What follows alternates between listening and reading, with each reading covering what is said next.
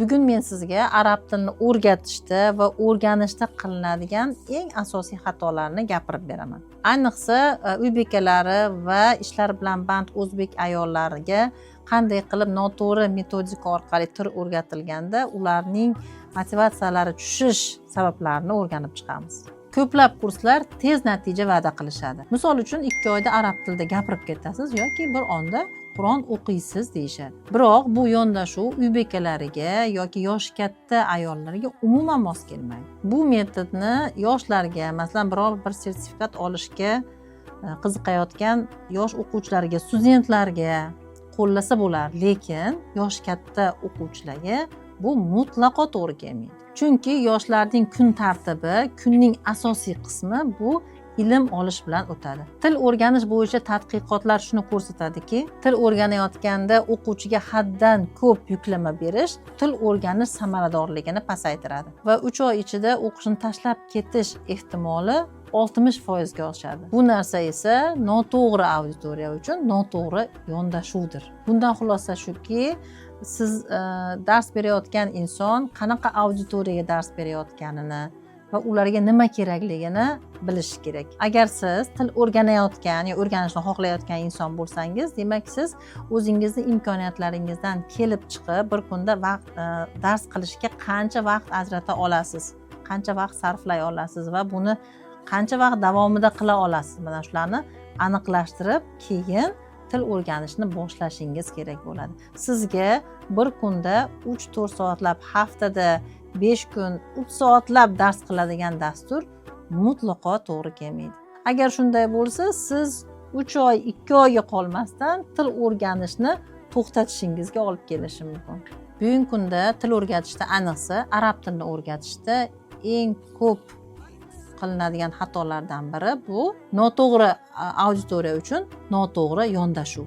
Ta'lim sohasida 15 yildan beri ishlayotgan bo'lsam va shu paytgacha 5000 dan oshiq o'quvchilar bilan ishlagan bo'lsam, shu dars berish jarayonlarimning boshida men ham bir necha xatolarga yo'l qo'yganman. Shundan keyin mana shu ko'p dars berish mobaynida, jarayonda juda ko'p ustozlarim bilan maslahat qilib, kuchli tajribali metodolog va metodistlar bilan maslahat qilgan holda va mingdan oshiq o'quvchilarimizning fikrlarini inobatga olib, aynan mana shunday boshqa ish bilan band o'quvchilarimiz uchun, uy bekalari uchun, yoshi katta o'quvchilarimiz uchun mo'ljallangan kursni qanday yaratamiz deb maqsad qo'ydik va sifat va natijaga asoslangan metod ishlab chiqdik. Birinchi, demak, tezlikka emas, sifatli natijaga e'tibor qaratish. Ikkinchisi, dastur o'quvchidan kam vaqt olishi, lekin samarali bo'lishi va o'qish jarayoni stressiz va motivatsion bo'lishi lozim. Ya'ni biz o'quvchilarni nafaqat o'qitish, balki ularga kerakli joyda ruhiy yordam berib, oxirigacha natijaga olib borish muhim edi. Chunki ko'p o'qishlarda o'qish sen uchun, xohlasang o'qi, xohlamasang o'qima degan o'quvchiga nisbatan yondashuvda bo'lishadi. Bizda esa buning aksi. Va maktabimiz statistikasiga ko'ra, kursimizga kirgan o'quvchilarimizning 90% yakuniy ijobiy natijaga erishadi. Ya'ni kursni namunali tugatishadi. Bizda 4 bosqichlik to'g'ri ketma-ketlikda qo'yilgan kurslar bor va bu kurslarning har birida kichik bo'limlarga o'quvchi darsda uxlab qolmaydigan, zerikmaydigan, esnamaydigan, stressga tushmaydigan holatda kichik bo'laklarga bo'lib darslar berilgan va bu darslarni o'yin tariqasida o'tish ham yo'lga qo'yilgan. Cambridge tadqiqotlariga ko'ra, ilmni, bilimni, ya'ni microlearning, ya'ni qisqa, kichik bo'laklarga bo'lib o'rganish mana shu bilimlarni 2,5 barobar natijali o'rganishga olib kelar ekan. Bizda boya aytib o'tganimdek, xohlasang o'qi, xohlamasang o'qima qabilida ish tutilmaydi, balki ustozlarimiz, men ustozlarga shunday deyman, a'lochi o'quvchini o'qitish doimo oson bo'lgan. Sizni eng professionalizmingiz o'sha 2 ga, 3 ga o'qigan o'quvchini 5 ga o'qiydiganga olib chiqish. Mana shunday talablar bilan, demak, dasturni tuzganmiz va bu talabni avvalo men o'zimga qo'yganman.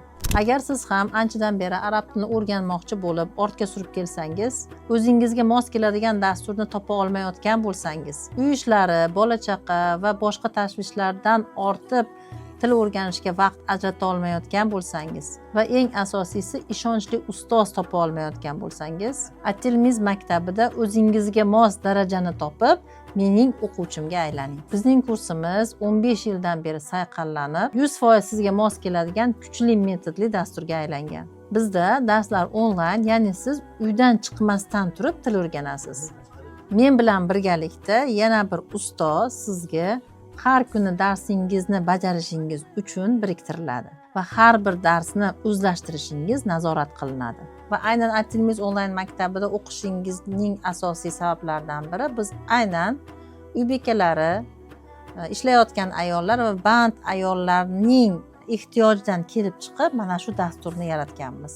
Ya'ni siz bir kunda 30-40 daqiqa sarflab asosiy ishingizdan, yumushingizdan ajralmagan holda ortiqcha zo'riqmasdan, stressga tushmasdan dars qilasiz. Ko'p mutaxassislar, ko'p o'quv markazlari aynan shunga e'tibor berishmaydi.